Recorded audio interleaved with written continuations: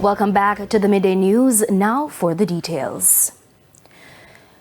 The first staging of the St. Catherine Agricultural Show has been declared a success. The event, organized by the Rural Agricultural Development Authority (RADA), aimed to mirror the popular Dembi Agricultural Show. It's been 3 days since anyone has seen 71-year-old Leston Duncan Sr., his 29-year-old son Leston Duncan Jr., and his 24-year-old nephew Kemarley Nelson. On Friday morning around 4 o'clock, the three gathered their fishing equipment from this cart before loading their boat and headed out to sea. The men and the boat have vanished, and the sea holds its silence. We become suspicious because my dad would normally come in by between anytime 1:30 to 4 o'clock. And because of not seeing him, we alert the Marine Police. TVJ News understands that the men normally fish outside of the Helsha area, but what started as a routine trip has taken a deep dive into uncertainty. Now, this was Kemarley's first time at sea, but his cousin Simone Duffer says it's difficult to believe the fishermen ran into trouble as her father and brother have been fishing for decades. Well, my father's been doing fishing from age 9, so over the period of years, now he's 71, so you can check the years between 9 to 71. He's an experienced fisherman, so most people know him. The Marine Police are trawling every lead, with the family hoping for a bite of good news. I just can't come to the grips that not knowing that my father is not home. His wife is at home right now, trying to cope. We have to be strong for her. Hopefully, I don't know when, we can get a closure. We can hear something, a positive news. We are not looking for nothing negative, but positivity. We are praying that Father God, Jehovah will show us something, help to let somebody see them wherever they are. Now, anyone with information about the whereabouts of the missing men is being asked to contact the nearest police station. Now, with the national elections looming, the Andrew Holness-led government finds itself in a high-stakes showdown over public sector wages. O'Shane Masters explains.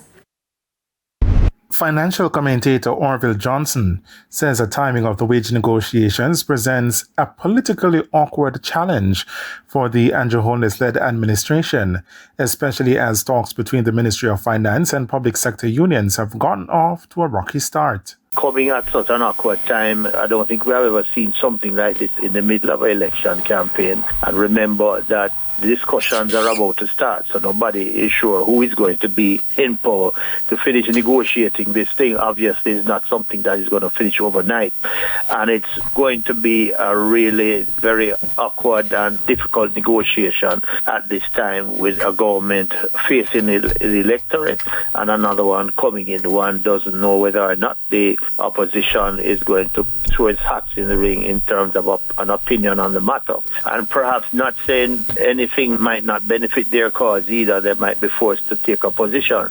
Mr. Johnson also described as high the union's demand for 15% increase in year 1 and 10% in year 2. He argues that salary proposals should be guided by the inflation target set by the Bank of Jamaica. I can't quite follow through the arrangements being offered in an environment where the Bank of Jamaica is putting inflation targets being 4 and 6%, but it's been put on the table with respect to the ministry's position of you're looking at 4 years. Obviously, there's an assumption of some level of stability, but the sides seem for even further apart when one sees what the JCTU is putting on the table, because it's already understood that the public sector wage bill is fairly high in terms of the total budget, and there's going to be a challenge in terms of making those kind of revenue targets, and perhaps that is what is reflected in the position being taken by the minister.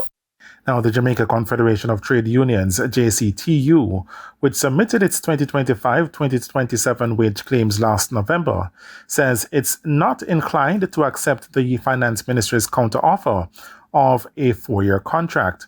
That offer includes a wage freeze in the first year, followed by increases of 2.5% annually over the next 3 years, a total of just 7.5% across the period. JCTU President St. Patrice Ennis says he remains hopeful that the government will return to the table with a better deal. O'Shane Masters, TVJ News. Under fire for what some have described as politically tribal behavior, Member of Parliament candidate for Northeast Manchester Ambassador Audrey Marks is pushing back, insisting that the recent distribution of water tanks to Jamaica Labour Party supporters was not state-funded, but rather a personal initiative to ease the water woes in the constituency. Details in this report. The Northeast Manchester MP hopeful made the declaration during a constituency function last evening, where she faced criticism from political rivals who accused her of favoritism in the rollout of the tanks. But the MP aspirant was defiant, saying the effort was a private response to the community's needs and promising that more tanks would be delivered as a short-term solution to the ongoing water challenges. I'm not a member of Parliament, so I don't give out water tanks on the government system, but as your MP candidate, I hear you and I hear your needs. And as someone who understands how to take care of our workers, whether in business or in politics, I will always respond to your needs. In a further pledge to community development, Mrs. Marks announced that she would be expanding the back-to-school education program started by her predecessor, Audley Shaw. Tonight, I will tell you on building on the legacy of our Prime Minister, Norman Yard. I have established a special program in my foundation, and I put in the first $1 million for the children of workers of Northeast Manchester. The event, held to honor long-serving party workers, also featured the presentation of plaques and certificates in recognition of their years of service. O'Shane Masters, TVJ News. Now revisiting a previous story, the first staging of the St. Catherine Agricultural Show has been declared a success. The event, organized by the Rural Agricultural Development Authority (RADA), aimed to mirror the popular Denby Agricultural Show. At the heart of the first ever St. Catherine Agricultural Show was a win-win moment for both farmers and consumers. Faced with a glut in produce, many farmers saw the event as a much-needed outlet to sell directly to the public. We want onion at a price, and we have it at a price. And sometimes when people come in and buy, we can even give them discount buying bags. We have sweet potato, that's for $1.50 per pound. We have breadfruit, we have dasheen, pumpkin, ripe and green plantain, bananas, we have pineapples. Shoppers in turn were thrilled to buy fresh goods straight from the source, but others weren't so pleased with the prices. I see the things are very reasonable, the quality very good. I bought myself a very nice pumpkin. I bought onions, which is local onions, so we are supporting the local farmers. I like the setup, I like the variety of stuff that are here on display. However, I think that the price is a bit similar to that of the market price, because my mom normally goes to the market on a Friday, Mayped Market specifically, and the price here is kind of a bit higher than the market price.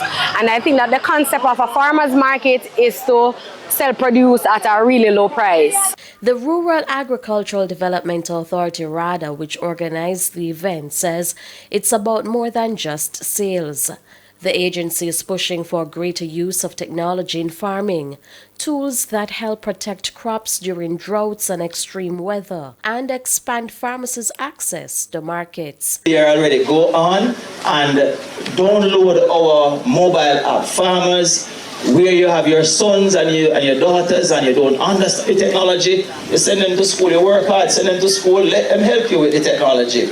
On there, you will see weather alert.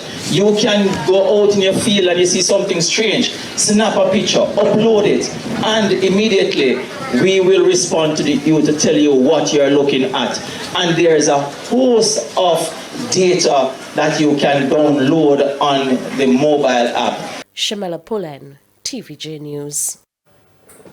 Meanwhile, Rada Parish Manager for St. Catherine, Ruth Barrett, says despite the ongoing drought conditions, there have been no reports so far of any impact on the poultry industry. She notes that the situation is being monitored closely. Most of our poultry farmers are in the southern side of the parish. They are mostly contract farmers. We have not gotten a lot of report as to the effects of the weather condition as yet, because we still get periodic showers of rain, so it's not as devastating maybe as some other parishes. And it's time for a break, but stay with us. More stories when we return.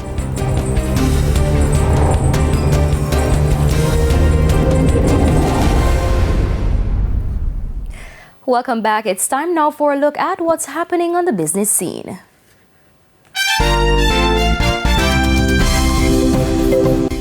And Jamaica Group is reporting strong financial results for 2024, with net profit jumping 63% to 6.1 billion. Profit attributable to shareholders rose 82% to 4.6 billion, driven by a 38% increase in revenue to $40 billion. The gains were led by solid performances in property and infrastructure, global services, and specialty foods, though earnings from the financial services division declined. Supreme Ventures Limited says it lost some $400 million from its operations off Kimanas Park last year. As a result, the company is calling for the government to allow it to purchase the country's premier horse racing facility. And Canada has scrapped a tax on big U.S. technology firms just hours before it was due to come into force to allow trade talks between the two countries to restart.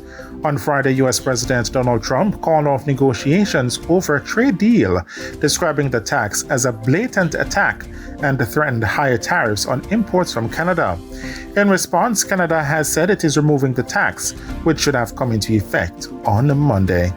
For the Business Minute, I'm Shane Masters. Thanks, Shane. Time now for the top stories from around the world. In the region, the Florida-based Family Action Network movement, FANAM, has condemned the decision of the United States government to revoke temporary protected status for Haitians. The move comes into effect on September 2 this year. FANAM political director Paul Christian Namfi says this is cruel, unjust, and politically motivated decision that blatantly ignores Haiti's devastating and worsening condition. FANAM said despite the Department of Homeland Security's claim that conditions in Haiti have improved, the U.S. State Department continues to advise against travel to the country due to extreme levels of crime, kidnappings, and civil unrest. On the international scene, President Donald Trump wants to sign his sweeping domestic policy legislation by Independence Day on Friday. Its fate is uncertain going into today's vote-a-rama in the Senate. Democrats are united in opposition.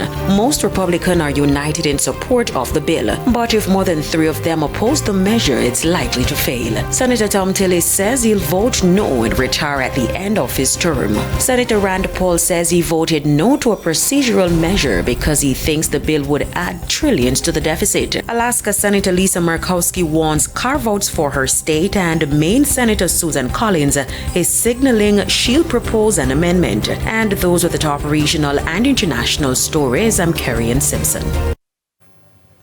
Thanks, Kerry. It's time for a quick break, but stay with us. When we come back, we'll have your midday sports report.